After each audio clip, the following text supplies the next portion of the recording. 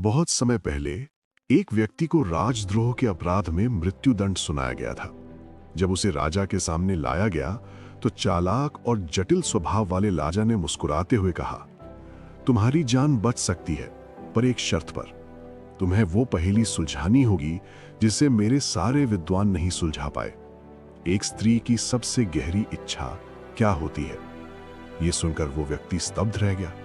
उसने राजा से 1 वर्ष का समय मांगा और राजा ने उसे अनुमति दे दी। पूरा वर्ष वो उत्तर की तलाश में भटकता रहा। उसने बाजार की युवतियों से लेकर महल की रानियों तक, ऋषि मुनियों से लेकर साधारण सैनिकों तक सबसे यही सवाल पूछा। उसे हजारों उत्तर मिले, धन, प्रेम, सुरक्षा, सम्मान, लेकिन कोई भी पूर्ण नहीं लगा। जब अंतिम दिन नजदीक आया तो किसी ने उसे काले जंगल के पार रहने वाली एक महान डायन के बारे में बताया। भयंकर, भयावह, पर सर्वज्ञानी। वो डर दबाकर उसके सामने गया और बोला, मेरी जान बचाने का आखिरी रास्ता आपके पास है। कृपया बताइए, स्त्री वास्तव में क्या चाहती है? डायन जोर से हंसी, ऐसी हंसी कि उसकी रूह कांप उठी। वो बोली, मैं उत्तर जानती हूं, लेकिन मेरी शर्त मृत्यु से भी कठिन है। तुम्हें अभी इसी क्षण मुझसे विवाह करना होगा। उसने सोचा कि मृत्यु से तो बेहतर है कि ये जीवन स्वीकार कर ले, और उसने विवाह मान लिया। विवाह के बाद डायन ने उसे दूसरा विकल्प दिया।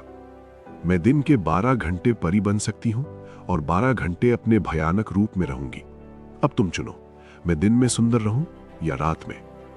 वो गहरी सोच में पड़ गया। यदि वो दिन में सुंदर होती तो दुनिया उसकी प्रशंसा करती, पर उसकी रातें भय में बीतती। और यदि रात में सुंदर होती तो वो ये निर्णय अपनी खुशी के लिए थोप रहा होता।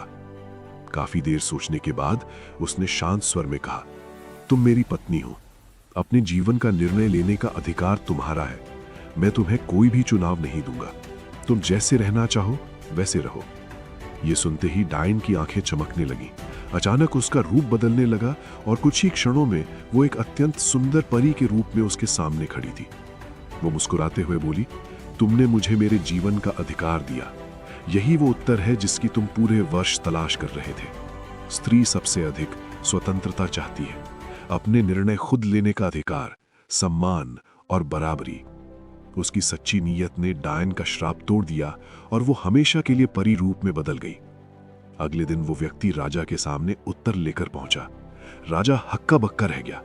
उसने प्रसन्न होकर कहा, तुमने न केवल पहेली सुलझाई बल्कि उसकी आत्मा को भी समझा। आज से तुम मृत्युदंड से मुक्त हो। तुम और तुम्हारी पत्नी मेरी सुरक्षा में सुखी जीवन जियो।